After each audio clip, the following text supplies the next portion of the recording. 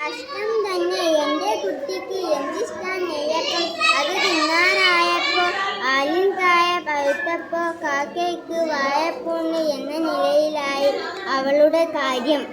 അമ്മ വിചാരിച്ചു, കുട്ടിയെ മോളുടെ പനി മാറുമ്പോ അമ്മ നെയ്യപ്പം ഉണ്ടാക്കി തരാട്ടോ. ബേബിയെ തൊട്ട് തലോടി ആശ്വസിപ്പിച്ച് അമ്മ അകത്തേക്ക് പോയി.